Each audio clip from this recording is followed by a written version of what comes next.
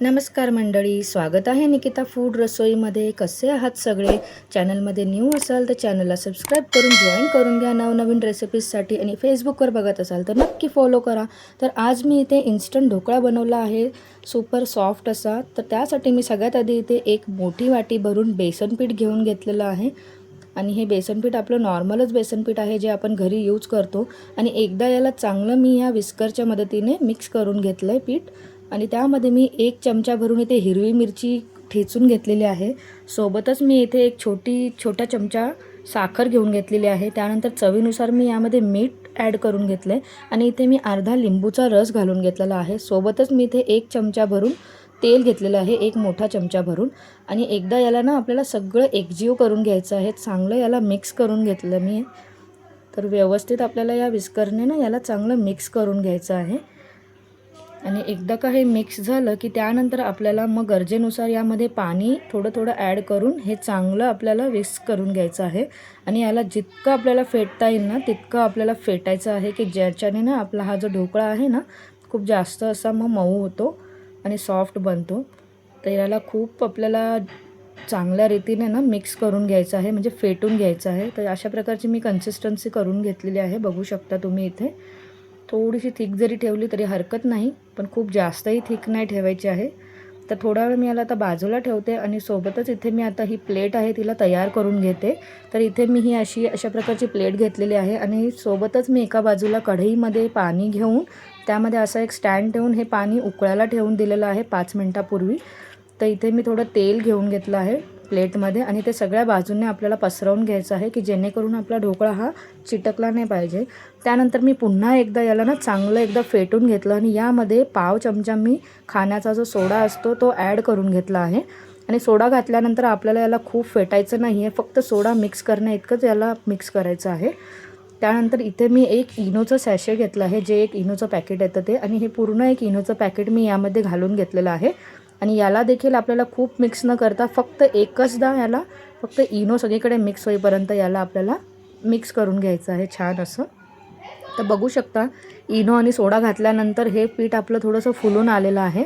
आणि लगेचच आपल्याला या प्लेटमध्ये हे आपलं जे बॅटर आहे ते टाकून घ्यायचं आहे. थोडाही आपल्याला यामध्ये वेळ घालवायचा नाही आहे. तर इथे माझ्या या 2 प्लेट भरून हे बॅटर होतं, तर हे मी एका प्लेटमध्ये आधी घालून घेतलं. त्यानंतर अशा रीतीने थोडंसं आपल्याला हे टॅप करून घ्यायचं आहे, की जेणेकरून जे काही एअर बबल्स वगैरे असतील ते निघून जातील. तर मग जवळजवळ 5 ते 10 मिनटं मी हे पाणी बॉईल करून गॅस बारीक करून घेतला होता. आणि आता आपण ही प्लेट या कढईमध्ये ठेवून जवळजवळ 20 मिनटं आपल्याला हे वाफेवर शिजू द्यायचं आहे ढोकळा. त्यानंतर इथे मी एका वाटीमध्ये ना अर्धा वाटी पाणी घेऊन घेतलेलं आहे. आणि त्यामध्ये 4 ते 5 चमचे भरून मी यामध्ये साखर घालून घेणार आहे, कारण आपला जो ढोकळा असतो थोडा आंबट गोड याची टेस्ट असते. तर त्यासाठी मी इथे 4 ते 5 चमचे साखर आणि एक अर्ध्या लिंबाचा रस मी यामध्ये मिक्स करून घेतला आहे. आणि याला चांगलं एकदा मिक्स करून आपल्याला हे गॅसवर एक उकळी येईपर्यंत उकळून घ्यायचं आहे. खूप जास्त पण याला आपल्याला रिड्यूस नाही करायचं आहे.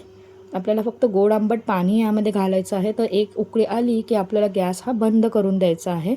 तर बघू शकता इथे छान अशी उकळी आलेली आहे आपल्या पाण्याला. तर आता मी गॅस बंद करून घेतला आहे. आणि तोपर्यंत बघू शकता आपला ढोकळा देखील इथे छान झालेला आहे. तर एकदा आपण यामध्ये ना चाकू घालून बघून घ्यायचं आहे, की जर आपला चाकू व्यवस्थित क्लिअर आला बाहेर की समजून जायचं की हा आपला ढोकळा तयार आहे. जर बॅटर ओलं असेल तर हे चाकूला लागेल, तर अजून आपल्याला 5-1 मिनटं पुन्हा झाकून याला शिजू द्यायचं आहे मीडियम टू लो हीटवर.